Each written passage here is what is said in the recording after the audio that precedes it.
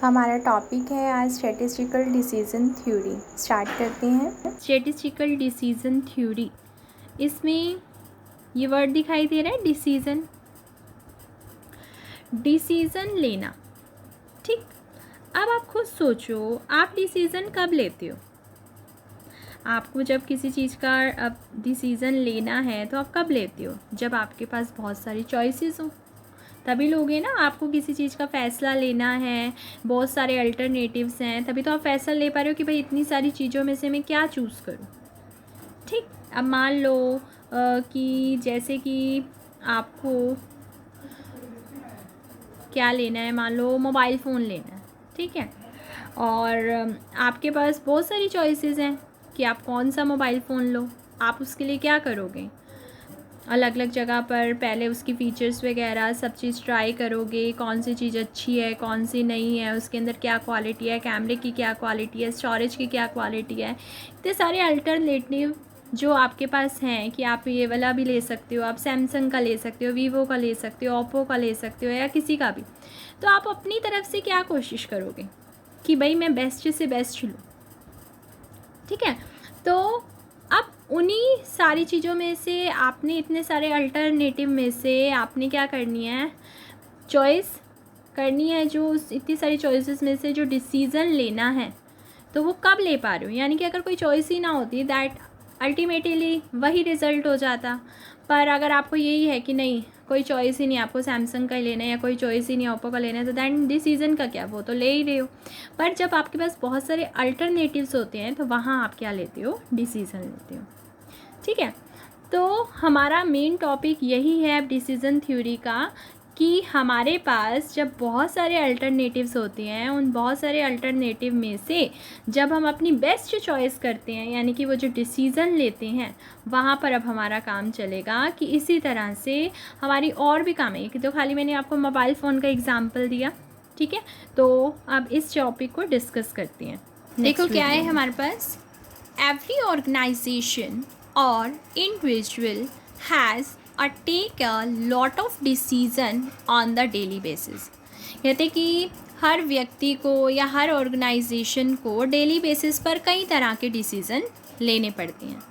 अब डिसीज़न कब लेते हो? When you are stuck in a choice between various alternatives. जब अलग अलग अल्टरनेटिव्स की चॉइस में आप फंस जाते हो, देन आपको क्या करना पड़ता है, डिसीज़न करना पड़ता है। तो वही चीज़ मैं आपको अभी पिछली वीडियो में भी डिस्कस किया था कि जब हमारे पास बहुत सारे अल्टरनेटिव्स होते हैं, इतनी सारी चॉइसेस होती हैं, तभी हमें उन अल्टरनेटिव में से अपने अकॉर्डिंग जो हमारे लिए सुटेबल हो, हम क्या लेते हैं, डिसीज़न लेते हैं। अगर अल्टरनेटिव होंगे ही नहीं तो फिर तब कोई डिसीज़न भी नहीं हुआ। अल्टरनेटिव होंगे तभी तो हम क्या लेंगे, डिसीज़न लेंगे। ठीक है, क्लियर होगी ये चीज़। मान लो अब जैसे कि +2 के बाद क्या होता है कि हमारा स्कूल लेवल जब फिनिश होता है तो हमें होता है ना कि हमें कॉलेज में जाना है।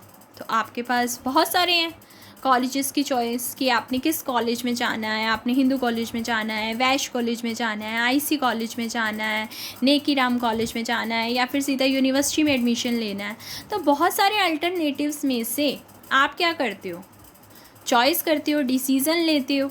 ठीक है, आप अपने अकॉर्डिंग लेते हैं कि कई अपने कितना एफ़र्ट कर सकते हैं, कितना अफोर्ड कर सकते हैं उसके अकॉर्डिंग, या फिर कई पूरा अच्छे से पता करके कि कहाँ पढ़ाई अच्छी है, कहाँ किस तरह का एनवायरनमेंट मिल रहा है, सब चीज़ें देख कर आप क्या लेते हो, डिसीज़न।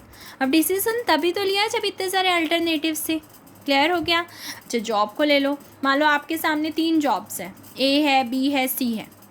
अब 3 अल्टरनेटिव्स हो गए, अब कौन सी लें भाई? हर कोई अपने अकॉर्डिंग देखेगा कौन सी उसको अपने घर के पास पड़ रही है, या फिर किस में अच्छी सैलरी मिल रही है, किस तरीके से वहाँ पर आगे जो है इंक्रीमेंट का क्या काम है।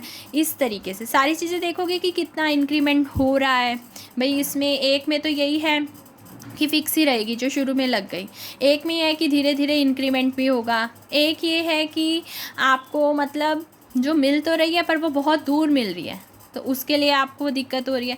तो आप क्या करोगे, इतने सारे अल्टरनेटिव्स में से आपको क्या करना है, एक डिसीज़न लेना है। अब अब दिखने में तो आप कहोगे कि ये बहुत ही सिंपल चीज़ है कि भाई किसी को भी अपना क्या है डिसीज़न ले लेना, नहीं, ये दिखने में तो चीज़ क्या होती है, सिंपल होती है। देखो, this seems to be quite simple but one thing which we must remember that every decision has consequences. कि ये दिखने में तो बहुत ही सिंपल लग रहा है कि हमें ये चीज़ क्या है, जस्ट एक डिसीज़न लेना, नो, बट हमें एक चीज़ बात हमेशा याद रखनी चाहिए कि हर डिसीज़न के कंसिक्वेंसेस होते हैं।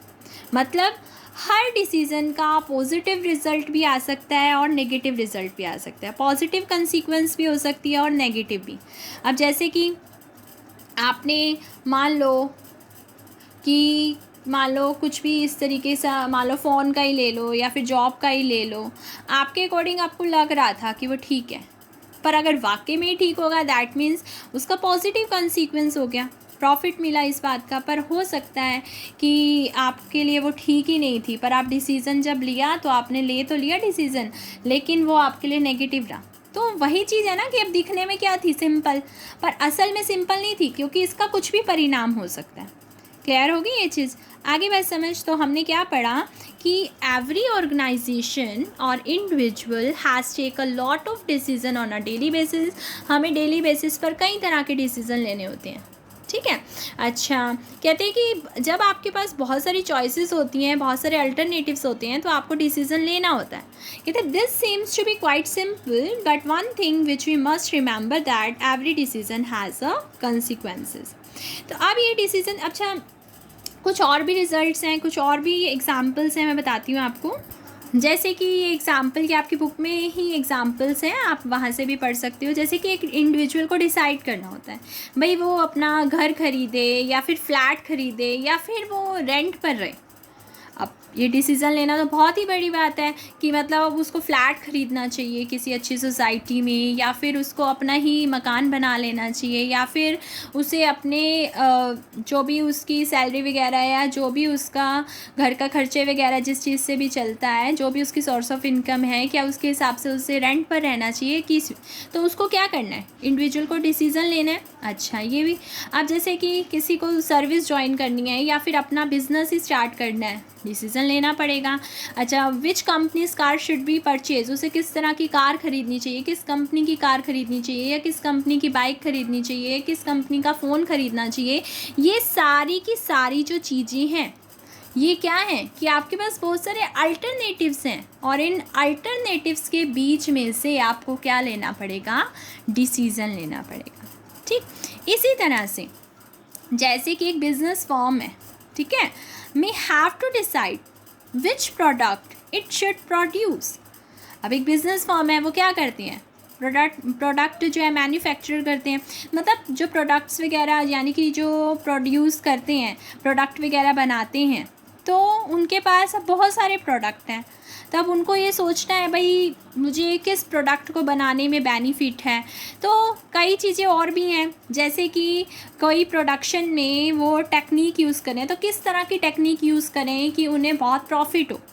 अच्छा, what is the most appropriate method of advertising it's product. अच्छा, अब जो प्रोडक्ट बनाया उसको एडवर्टाइज भी तो करना होता है, तभी तो लोग अट्रैक्ट होंगे, वो प्रोडक्ट खरीदेंगे। तो मतलब बिजनेस फॉर्म को भी काफ़ी सारे डिसीज़न लेने पड़ते हैं। जैसे एक इंडिविजुअल के बारे में कह रहे थे कि भाई उसे किस तरह का घर खरीदना है, या फिर अपना घर बनाना है, या फिर कि उसको फ्लैट खरीदना है, बहुत सारी चॉइसेस थी। तो इसी तरह से बिजनेस फॉर्म को भी क्या करना होता है, डिसीज़न लेना होता है कि अगर बहुत सारे अलग अलग टाइप के प्रोडक्ट हैं तो किस प्रोडक्ट को उसे प्रोड्यूस करना चाहिए, या फिर प्रोडक्शन के अंदर किस टाइप की टेक्निक अपनानी चाहिए, या फिर आपने प्रोडक्ट बना लिया, अब उस प्रोडक्ट से काफ़ी बेनिफिट हो तो उसे किस तरीके की एडवर्टाइजमेंट करवानी पड़ेगी। तो इन सब के लिए इतने सारे अल्टरनेटिव्स के बीच में हर पर्सन को one has to make decision in different alternative courses of action. Clear होगी ये चीज़? तो एक तरफ से हर व्यक्ति को डेली बेसिस पर अलग अलग अल्टरनेटिव्स के बीच में क्या लेना होता है, डिसीज़न लेना पड़ता है। क्लियर होगी आपको, मेन बात क्लियर होगी डिसीज़न वाली, ठीक है। तो टोटल मिला के हमारी एक चीज़ रेडी होगी कि decision making is the process of choosing N optimal course of several alternative courses for the purpose of achieving a goal or goals। अपने गोल को अचीव करने के लिए, इस पर्पस के लिए इतने सारे अल्टरनेटिव्स होते हुए जो हैं, जो डिसीज़न लेना होता है, उसी प्रोसेस को हम, यानी कि हमारी मेन डिसीज़न मेकिंग की प्रोसेस क्या है, एक तरफ से अपने गोल को प्राप्त करना, इतने सारे अल्टरनेटिव्स के बीच में से डिसीज़न लेकर। क्लियर होगी ये चीज़? आगे समझ। इंट्रोडक्शन करने के बाद अब हम ये कह सकते हैं कि जो स्टैटिस्टिकल डिसीजन थ्योरी है वो हमारा क्या है, स्टैटिस्टिकल टूल है या टेक्निक है जो select the best way of doing any work, यानी कि किसी भी काम को करने के लिए सबसे अच्छा तरीका सेलेक्ट करने के लिए ये जो स्टैटिस्टिकल डिसीजन थ्योरी है ये हमारी टूल की तरह काम करेगी और टेक्निक की तरह काम करेगी and helps in making the best decisions among several available alternative, यानी कि जो हमें अलग अलग अल्टरनेटिव्स अवेलेबल हैं उनमें से हम अपना सही डिसीज़न ले पाएंगे, उसमें भी हमारी हेल्प करता है। तो फाइनली हमने यही लिख दिया, hence statistical decision theory is a statistical tool or technique to select the best way of doing any work and helps in making the best decision among several available alternatives। तो ये थी हमारे statistical decision theory की theory.